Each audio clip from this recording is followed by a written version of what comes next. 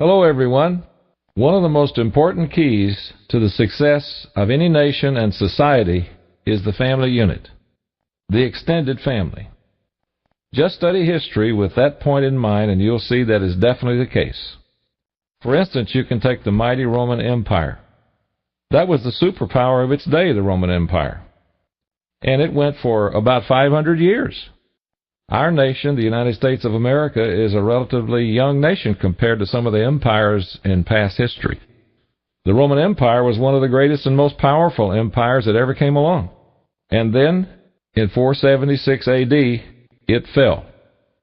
Before its fall, however, politically, economically, and militarily, there was no country that could mount a real challenge to this powerful nation and this powerful empire that stretched throughout the known world in its day. In its heyday, it remained unchallenged and undefeated until it began to decline. You can read about the rise and fall of the Roman Empire, and you will see that one of the reasons it collapsed was because of families that collapsed. It finally crumbled and fell and passed into oblivion. Why did it do that? Several reasons. But one of the biggest reasons is the family unit in the empire began to crumble and unravel in that society. Now, as you study a little bit about the Roman Empire, you can see a direct parallel taking place in our beloved United States of America today and in the Western world as a whole. And one of the areas you will see similarities is in the family unit. The extended family is passing from the landscape in our Western world, and in particular, in the United States of America. Family is the foundation of any great nation. I'm going to read extensively from a little book put out by the Royal Bank of Canada. It's entitled The Family, and its contents is made up of letters put together from experts in the field of human behavior and family problems and family successes. Now, I don't agree with every word in here, but boy, there are some words of wisdom here that we should take note of. And so we're going to read extensively from this book regarding the family unit.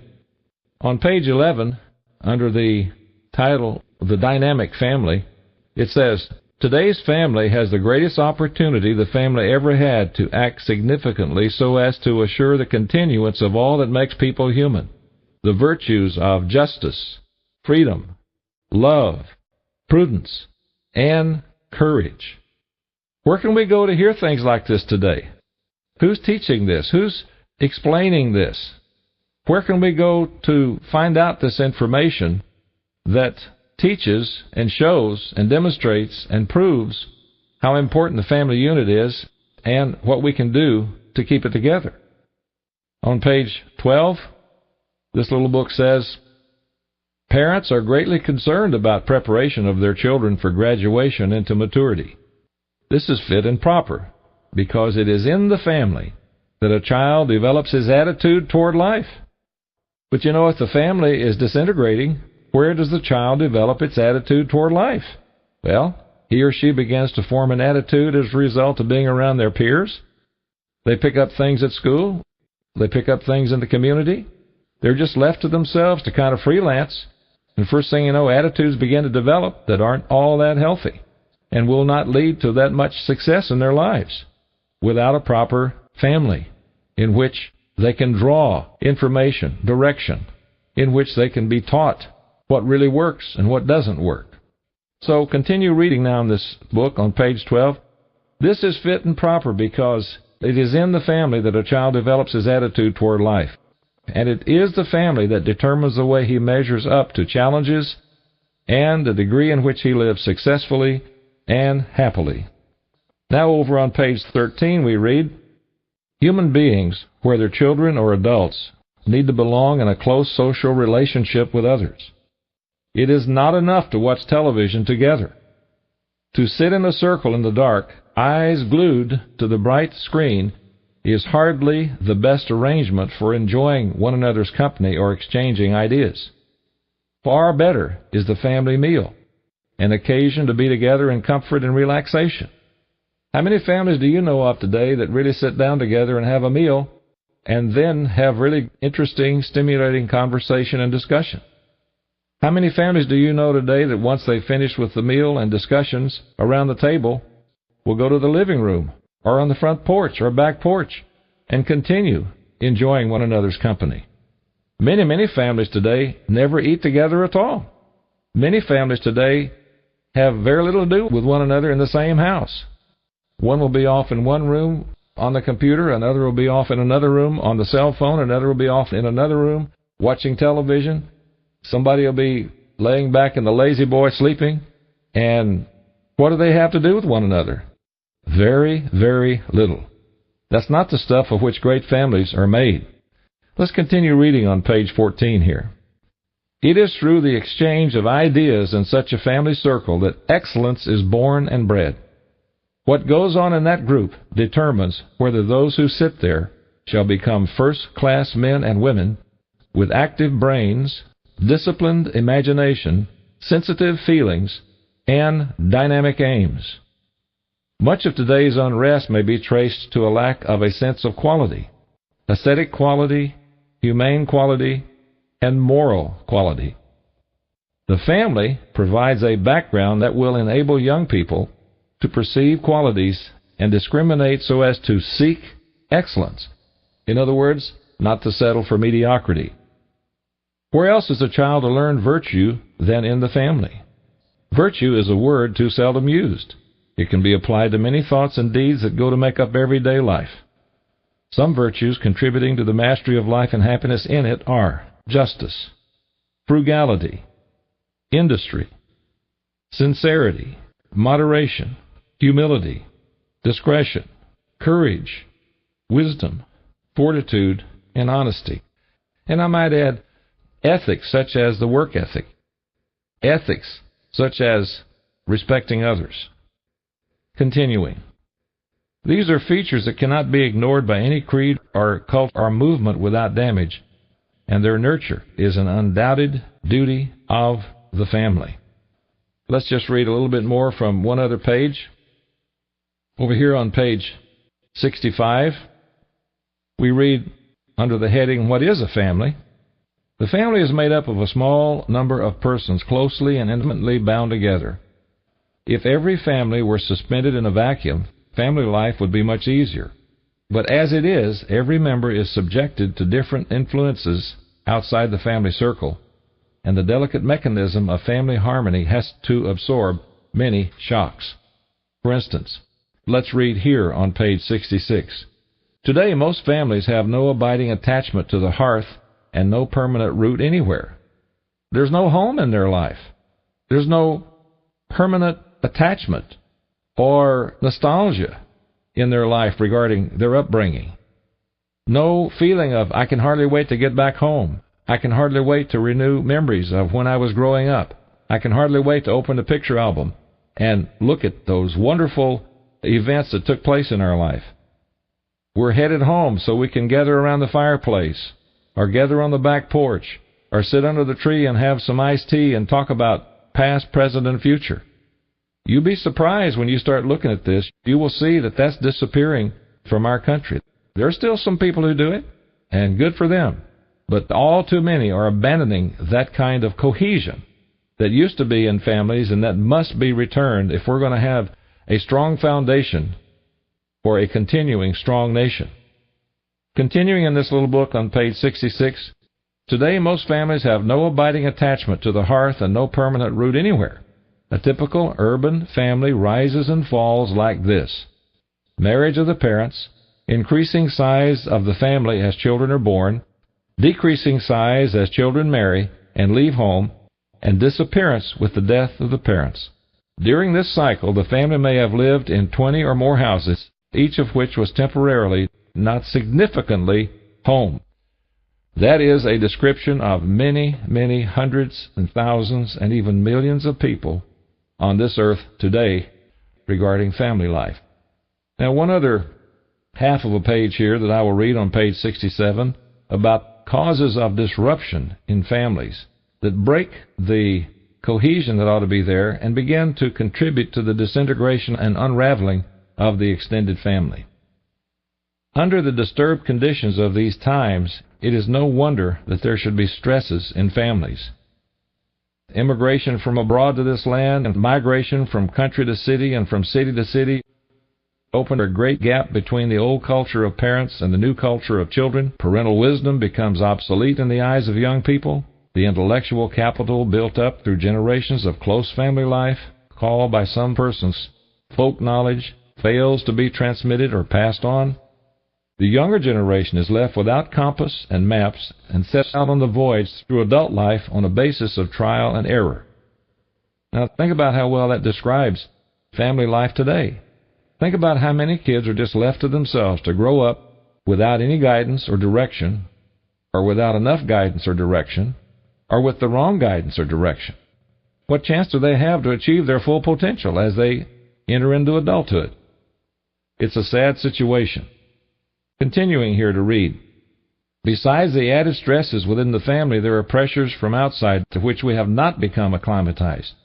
Children are urged by stories, advertisements, television, radio, and I might add computer, to do this or that beyond the financial or cultural reach of the family.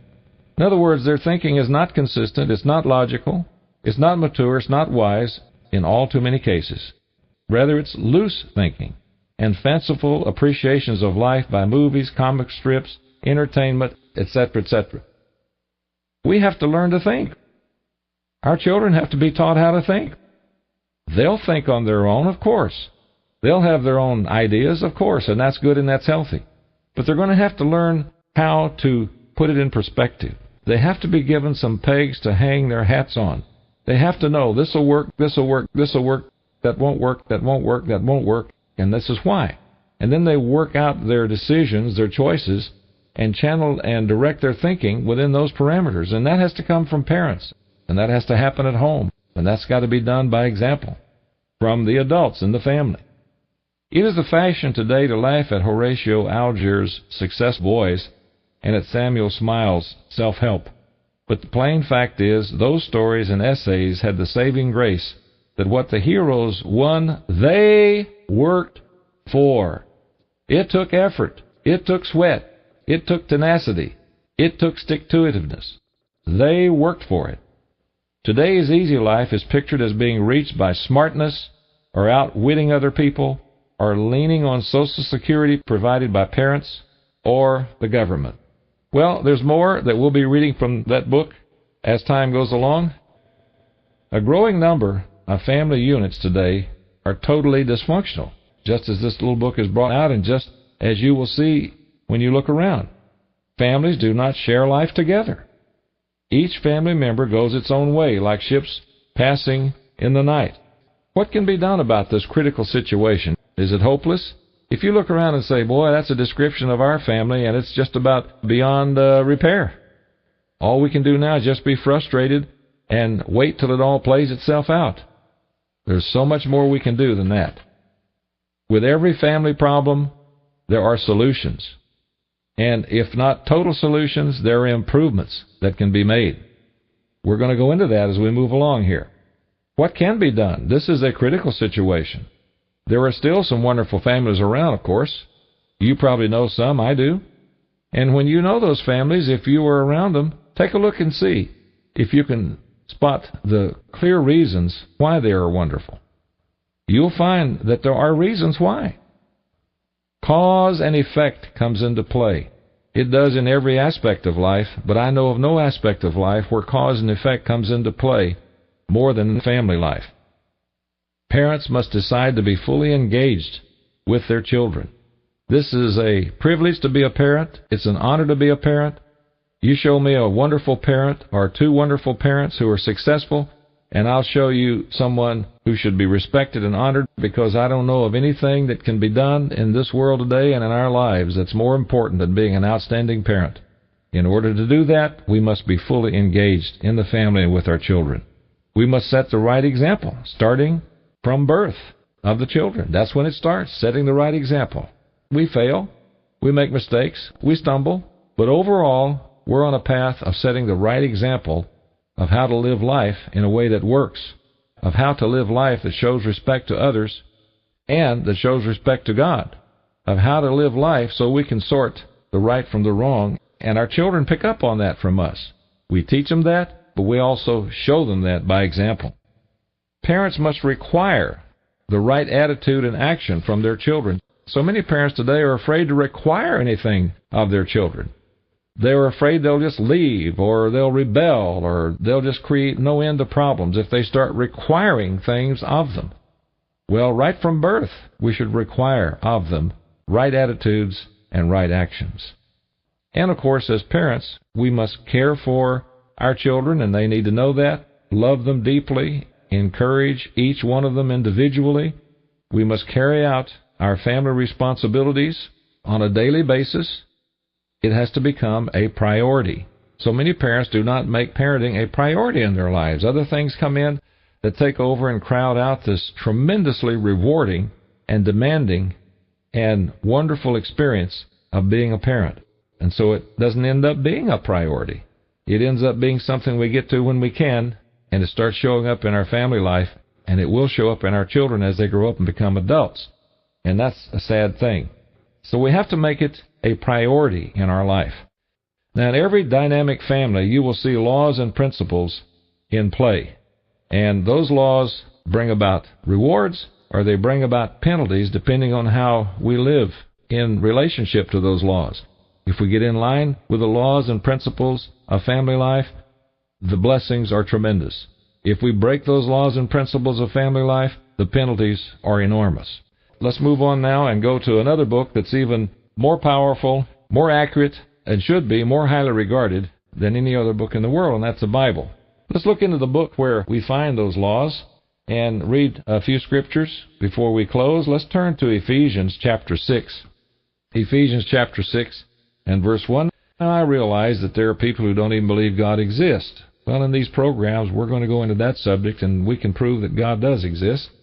Then they'll say, well, I don't know if the Bible's inspired. It could just be a book of writings that men have put together. Well, in these programs, we're going to go into that subject too and show you how you can prove that the Bible is God's inspired word.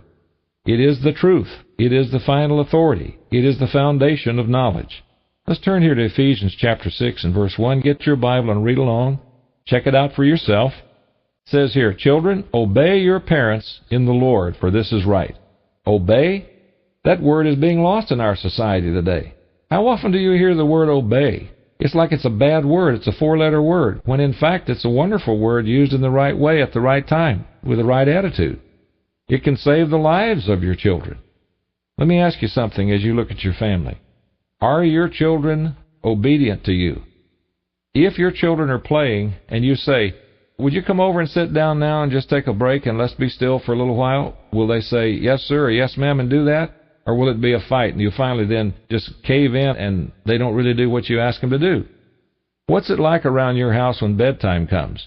You tell your beautiful little daughter, okay, come give me a hug and kiss. Good night. It's time to go to bed. And does she get up and say, well, I wish I could stay up a little while? No, it's time for you to go to bed. Okay.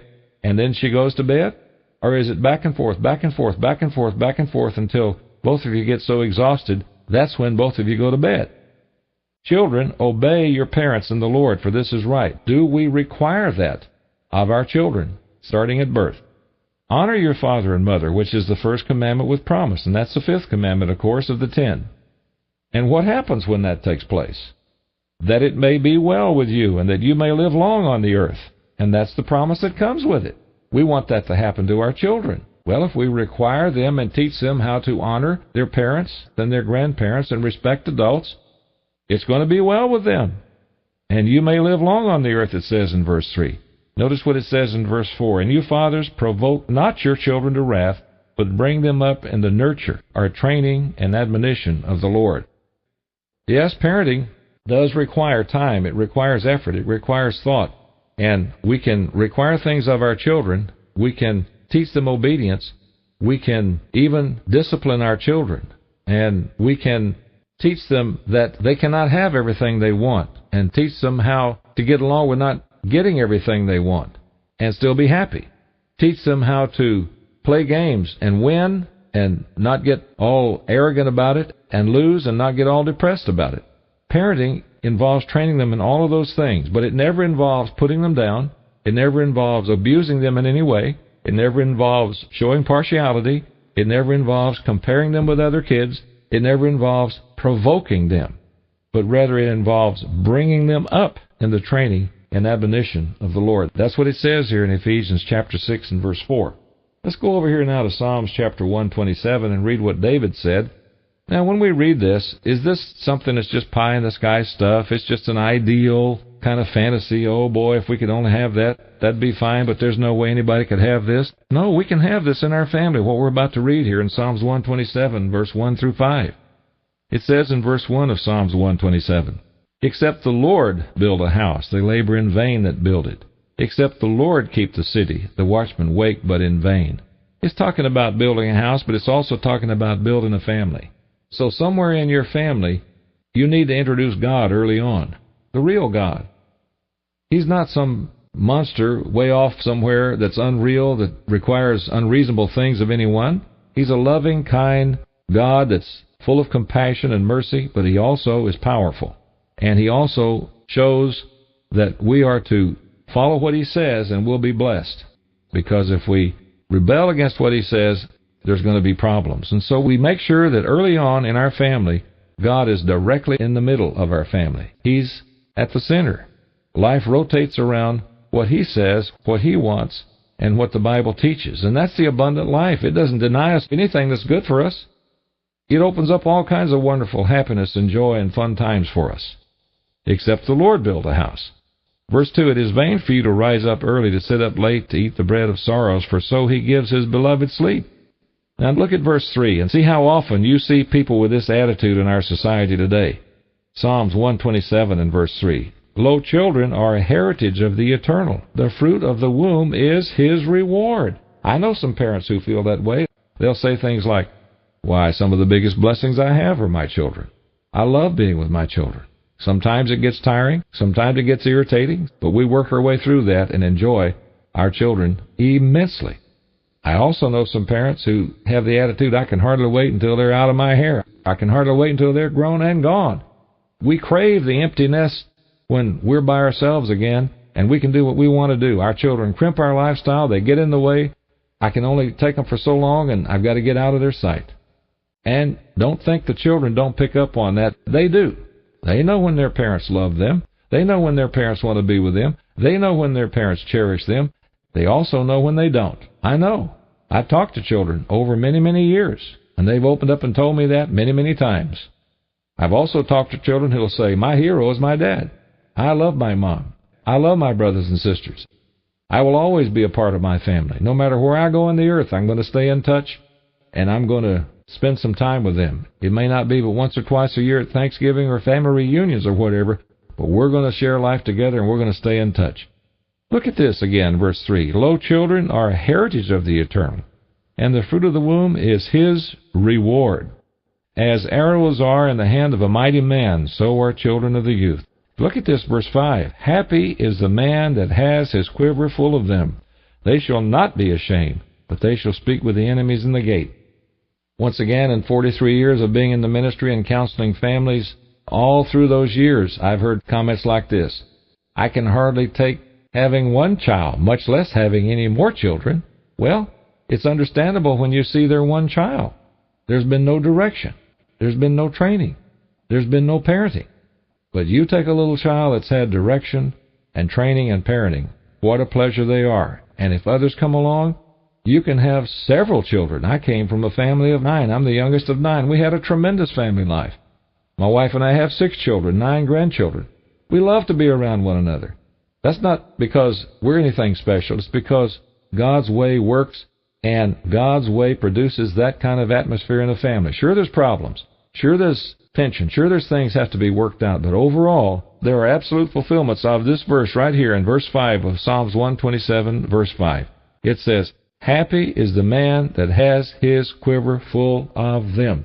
In a family that has cohesion, in a family that has parental engagement, in a family that is following the principles and the laws intended for the family institution, that verse comes alive. Let's continue reading here in Psalms chapter 128 and verse 1. Psalms 128 and verse 1. "Blessed is everyone that fears the Eternal, that walks in his ways. For you shall eat the labor of your hands, happy shall you be, and it shall be well with you. Look at this now in verse 3. Your wife shall be as a fruitful vine by the sides of your house. It doesn't mean she's a clinging vine and she's just kind of mousy. Not at all. A better translation reads, your wife shall be a fruitful vine at the heart of your home. She's right in the middle of everything. She's one of the most important members of the family. Anybody knows that who has a loving mother and a loving wife. She's to be honored and respected. And many times she's the one who holds things together. Your wife shall be as a fruitful vine by the sides of your house. Your children like olive plants round about your table. Very respectful, very happy, very animated and alive, intellectually curious, involved in music and art and sports and friendships, big on life. Yes, sir, that's the way children can be when these principles, these values, these laws are followed, laid down by the Creator, who after all created the institution of family in the first place. Behold, that thus shall the man be blessed that fears the Eternal. The Lord shall bless you out of Zion, and you shall see the good of Jerusalem all the days of your life. Yea, you shall see your children's children, and peace upon Israel.